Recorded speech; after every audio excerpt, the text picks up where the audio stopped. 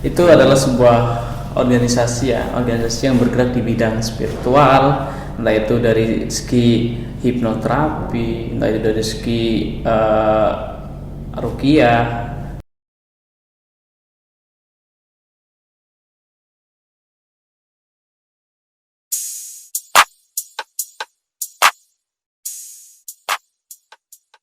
Selamat datang di episode kedua dari podcast Make It TV.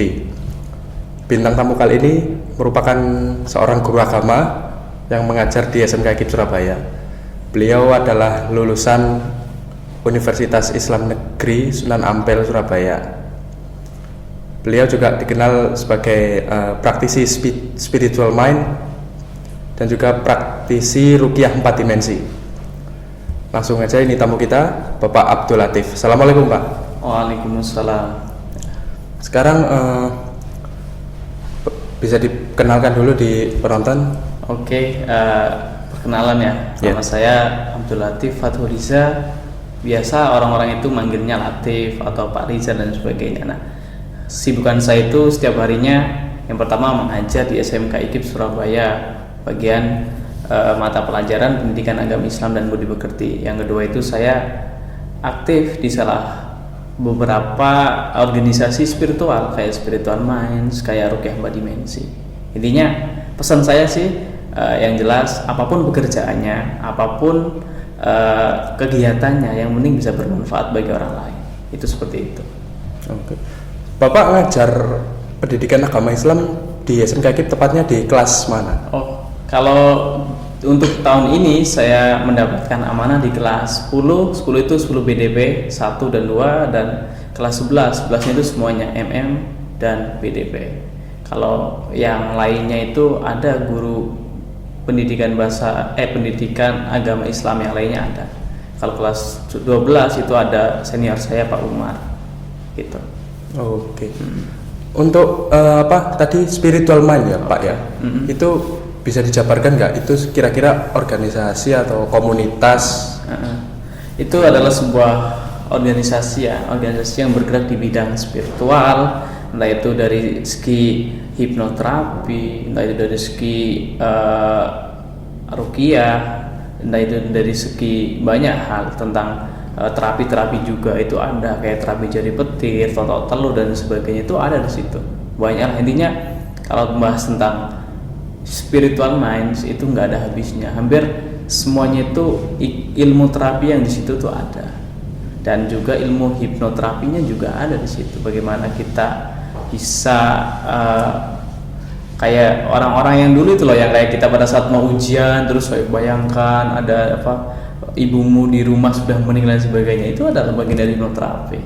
Itu seperti itu. Kalau yang tadi itu, yang ibumu meninggal dan sebagainya, itu bisa dijabarkan lagi, Pak? Loh, itu hanya sedikit saja. Dalam hipnoterapi kan banyak macamnya. Ada yang namanya hypnosis learning, ada hypno-teaching, ada hypno untuk seperti itu, yang untuk menebalkan kepercayaan biar kalian itu bisa percaya diri pada saat ada ujian, dan kalian juga tahu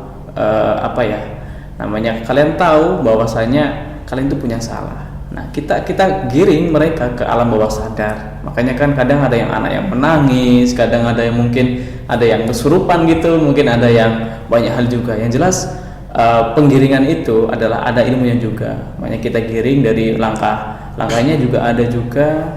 Nah, itu semuanya dibahas tentang ya ada ilmunya juga. Intinya kita seperti ini. Kita melakukan aktivitas, kita berpikir, kita sedang makan dan sebagainya, itu hanya 21% dari seluruh energi kita. Selebihnya ada di mana? Ada di alam bawah sadar kita. Makanya potensi manusia itu lebih besar di alam bawah sadar daripada di alam sadarnya. Kalau orang yang bisa memanfaatkan alam bawah sadarnya itu jadinya super sadar dan luar biasa itu. Luar biasa. Nah, itu adalah sesuatu yang jarang orang ketahui. Itu seperti itu. Oke. Kalau soal kesurupan, Pak, itu pandangan Bapak gimana? Itu aktivitas spiritual atau bawah sadar? Masalah kesurupan itu saya pandang ada dua hal ya.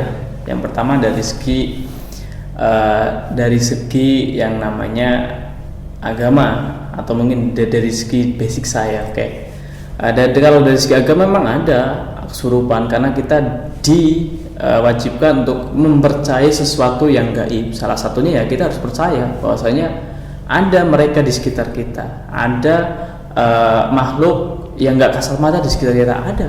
Bahkan kita juga diharuskan untuk percaya, iman kepada Allah, iman kepada malaikat dan lain sebagainya. Itu adalah suatu keharusan. Nah, bagaimana dalam kesurupan? Kesurupan itu kalau dalam ilmiah itu ada namanya abreaksi.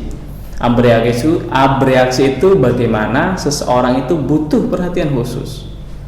Pada saat kesurupan pasti kan banyak nih, kadang bilang menjerit-jerit, kadang berteriak-teriak, kadang meronta-ronta. Itu adalah butuh perhatian khusus. Gimana kita menggiringnya, bagaimana kita mau menggiringnya ke sesuatu yang baik, atau mungkin mengambilnya, itu ada ilmunya juga. Nah, kembali ke kita lagi, yang jelas semua itu bisa ilmiah, dan agama memang itu kepercayaan, tapi ada sebagian juga yang ilmiah. Itu seperti itu. Ngomong-ngomong soal kesurupan ya Pak. Nah, sekarang kan ganti ya saya ya. Sekarang kan lagi zaman-zamannya musim kayak indigo penerawangan gitu kan. Sarah Wijayanto atau Reza Saraswati yang membahas channel-channel gitu-gituan, bisa ngelihat hal yang tidak bisa dilihat oleh manusia dari kasat mata. Itu menurut pandangan Bapak itu bagaimana? Ini pandangan saya. Di dalam pandangan saya itu ada beberapa orang itu indigo ada atau enggak? Ada. Orang indigo itu ada, memang ada. Saya enggak mengadakan, artinya enggak menyalahkan bahwa itu enggak ada. Indigo itu bagaimana? Kalau dalam segi yang saya tahu, indigo itu masih, kalau dalam agama itu ada dua tingkatan. Yang pertama namanya makom bako sama makom fana. Kalau makom bako itu sesuatu yang dia lihat, sesuatu yang dia rasakan, itu adalah Allah. Contoh, makanya dulu ada Siti Jenar itu mempunyai statement yang punya statement itu, yang Siti Jenar itu punya statement sapa nunggaling kawula Gusti. Pernah dengar kan kata-kata itu, bahwasanya saya itu adalah Allah. Kalau Siti Jenar gitu ya, ini statement saya itu Allah, dan yang saya lihat itu juga Allah. Makanya dulu kan pada saat Siti Jenar itu bilang seperti itu, sama syekh-syekh yang lain itu nggak diperbolehkan, karena memang berbeda makom. Ada makom bako, ada makom fana. Makanya tadi kalau makom bako itu sesuatu yang dilihat, itu adalah sang penciptanya. Makanya aslinya nggak salah Siti Jenar itu melihat saya itu Allah, karena memang sejatinya di diri kita itu ada Allahnya. Gambarnya seperti ini. Kita punya sepeda motor itu mereknya Beat. Beat motor sejuta umat ya. Nah, Beat itu buatannya siapa? Produknya siapa? Jepang. Produknya Honda kan? Honda kan. Nah, Honda. Begitu ada tulisan Hondanya atau enggak di dalam motor Beat itu? Saya rasa cuma sekilas gitu. Nah, intinya kan ada kan? Ya, ada. Nah, ada. Begitupun harusnya manusia. Manusia itu produknya siapa? Tuhan. Ya Allah kan. Nah, seharusnya di dalam tubuh manusia itu harus ada Allahnya. Itu seperti analogi sederhananya. Makanya di dalam indigo itu masih terperangkap bagaimana dia itu nggak bisa membedakan mana yang baik, mana yang buruk. Kadang bahkan berbeda pandangan. Satu indigo itu bilang, oh di sana itu ada khodamnya ini. Yang satu lagi, oh ini khodamnya seperti ini. Makanya mereka bisa melihat tapi nggak bisa membedakan mana yang baik dan mana yang buruk. Nah, perwujudan makhluk seperti itu adalah wujud energi. Visualisasinya bisa kita tampakkan dengan pola pikir kita, dengan kita sering melihat apapun. Nah, itu seperti itu jadinya. Contoh, kalau kita sering lihat sesuatu yang mengerikan, jadi visualisasi itu jadi yang mengerikan. Itu seperti itu. Dan bisa dipercaya apa enggak? Bisa, tapi enggak 100%. Tergantung sih. Kalau saya sih cenderung enggak percaya 100%, paling hanya beberapa persen saja.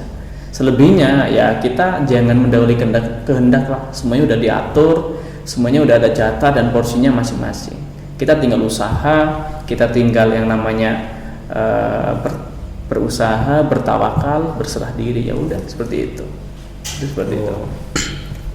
Apa manusia itu masing-masing punya khodam, Mas? Saya juga perlu kurang jelas ini pengertian khodam itu seperti apa. Kalau manusia sendiri itu adalah ada bawaan. Allah itu sudah memberikan proteksi masing-masing ke setiap manusia. Ada yang namanya malaikat hafadhah, malaikat penjaga, dan sering biasanya orang itu bilang ada juga yang namanya jin korin. Dua elemen itu nggak bisa dipisahkan. Pada saat kalian melakukan hal-hal yang baik, malaikat hafadhah itu akan mendekat dan melindungi kalian. Sebaliknya, jin korin itu akan menjauhi kalian. Dua ini seperti magnet yang saling tarik menarik, dan intinya satunya mendekat, pada satunya menjauh. Pada saat kalian melakukan hal yang buruk, sebaliknya malaikat hafadhahnya menjauh, jin korinnya itu mendekat. Siklusnya seperti itu. Kalau ditanya manusia itu punya khodam, nggak punya. Itu adalah pemberian dari Allah. Itu seperti itu sih. Oke. Khodam buat tadi indigo. Sekarang karena baru-baru ini masih hangat ya dirasa ya, kematian dari Syekh Ali Jaber, meninggalnya ulama kita semua. Karena banyak pertanyaan mungkin dari sosial media atau masyarakat biasa, kenapa kok orang meninggal, orang baik itu meninggalnya cepat, Pak? Maksudnya bisa dilihat juga kan banyak kan kejadian-kejadian seperti itu. Pandangan Bapak bagaimana? Guru saya itu dulu pernah bilang seperti ini. Ini mungkin hanya untuk lucu-lucu atau apa ya. Pada saat kita ngaji kitab itu dulu, guru saya bilang seperti ini. Kalau saya bahasa Indonesia kan ya. Nah, jadi orang itu jangan terlalu baik. Ya, seenggaknya ada melencengnya sedikit, tapi yang nggak terlalu bertentangan dengan syariat agama. Biar ndak matinya cepat. Sampai anak-anak itu dulu pada santri itu pada tertawa semua. Artinya apa? Gini, saya analogikan seperti ini. Kalian ada di sebuah taman itu penuh dengan bunganya bagus-bagus sekali. Nah, pada saat kalian mau seorang yang punya taman itu mempersilahkan agar kalian itu memetik salah satu bunga, terserah mana. Otomatis yang kalian petik adalah pasti bunga yang terbaik, betul atau enggak? Betul. Nggak mungkin kalian akan memetik bunga yang busuk atau mungkin bunga yang hampir layu, pasti nggak mungkin. Begitupun, ini analogi kasaran saya ya. Begitupun Allah pun seperti itu, pasti akan mengambil sesuatu yang terbaik dulu, sesuatu yang dianggap Allah itu lebih baik, terbaik dari yang lainnya, baru diambil dulu. Makanya ilmu itu akan hilang dengan matinya orang alim. Makanya orang alim itu membawa ilmu. Nanti di dunia ini kalau mau kiamat itu ilmu akan hilang. Al-Quran hanya sebatas dibacakan saja, tapi nggak masuk dalam hati. Makanya yang terbaik pasti akan diambil dulu.